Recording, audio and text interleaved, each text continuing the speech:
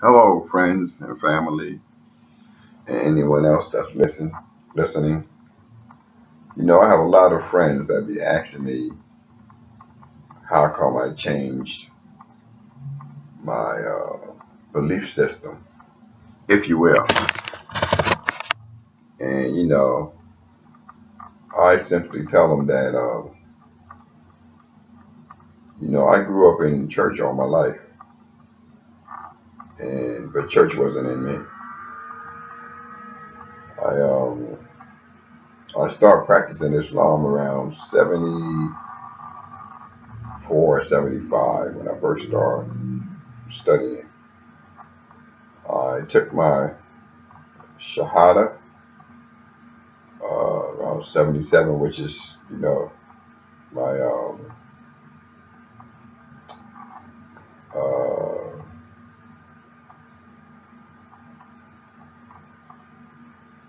declaration of faith, I guess you would call it. Ashandu and La ilaha illallah wa Ashandu anna Muhammad Rasulullah. And as time was going on, this journey, I found myself in and out of institutions. And I think I had took the Shahada under false pretenses. Back then, I was in a Nation Islam, the early part of my journey. And there were certain things that we were told, certain things that we would have, certain things we would accomplish, which now I'm a little more spiritual fit. We call them hooks. Hooks is when you tell somebody something or it's a catchism, like um, when it's calling the black man God and white man is the devil. Um, there's so many things that were happening back then that it fell in line, because the powers that be is Europeans, and the wickedness that they was doing, that they still doing, they earned that name the devil. But in a broader perspective, anybody can be a devil, not just one skin classification of people. But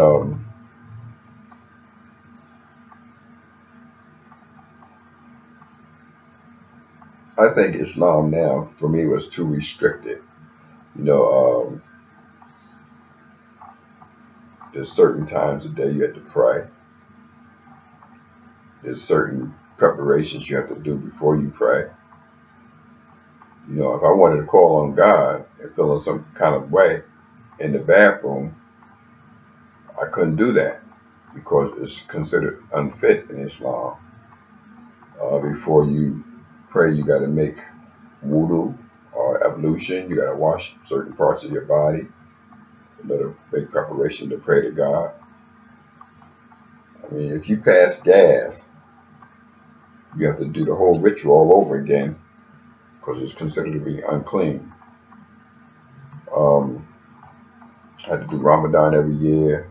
I had to read the Quran from front to back during Ramadan. Um, and after me doing all of this, being committed, I was even in a imam position a few times. And I've studied Islam wholeheartedly and I understand it. But it just didn't fit for me.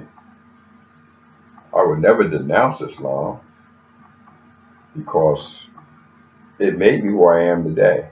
I mean, it gave me an extra sense of searching things out, research thoroughly. Um, it made me really feel like someone. Of course, the knowledge that we had in Islam and we studied a lot. And, it gave me a lot of history. And I think that it was beneficial for me at that time. But as I grew older and the discipline I had was not holding me enough because I was still going in and out of institutions. You know, I didn't have a certain fear that I should have had because my application wasn't there. You know, so when I came into the process of really learning who I really was and things that was keeping me bondage, I I took my spirituality on a higher level. You know, I don't feel like I need a middleman between me and God. I don't feel like I need somebody to tell me about what God think about me or what God's laws are. I can read. And not only that, I have a personal relationship with God through my experience and through my struggles, wanting to commit suicide, wanting to take my life because I felt less than, felt unworthy, you know, and that's when the real spiritual connection came with me. And no one can take that away because I have never in my life been so much at peace with myself and with God. You know, I believe that when you get in tune with the natural order of things and you understand who God really is, we have a built-in radar, a built-in alarm that makes you feel uneasy and uncomfortable when you go to violate certain laws. You know,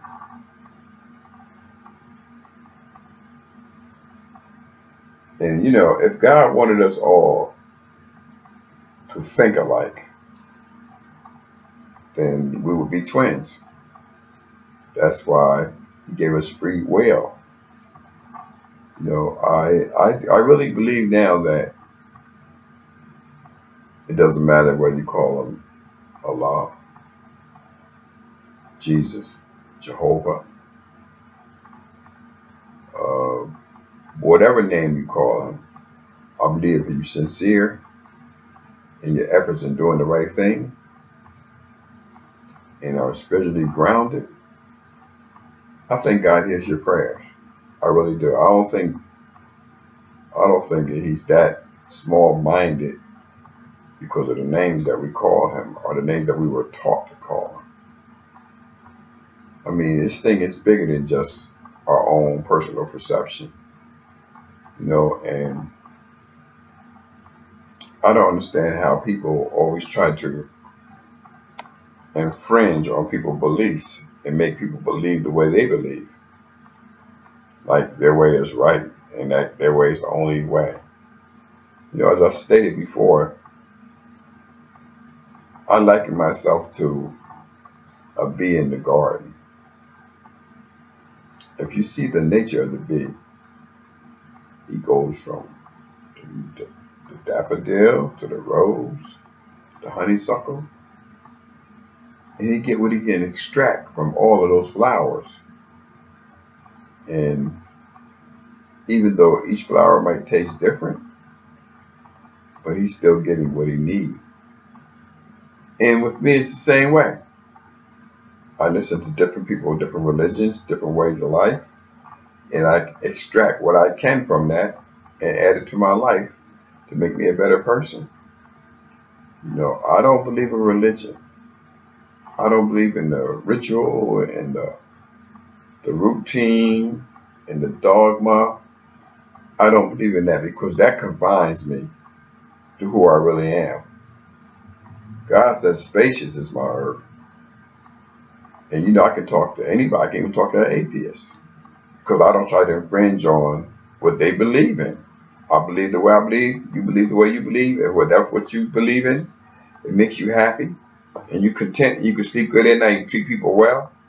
Then hey, who am I to say that you're wrong? You know, people quote the Bible. People quote the Holy Quran. People quote whatever they believe in, which is good if you truly believe in that. My thing is that I believe in God wholeheartedly. I believe in serving humanity, and I believe there's a life after death. And I do believe that we're going to get judged accordingly to our good and bad deeds. Well, I just wanted to try out this new recorder on my computer because I wasn't sure how to do it. So on this note, I'm getting kind of tired because I way past my bedtime. It's 11:45. I had a couple of hours sleep today, so I stayed up a little late. Normally I go to bed at 9:30, 10 o'clock. On that note, hope to see you guys soon. Peace, love, and tranquility. One God.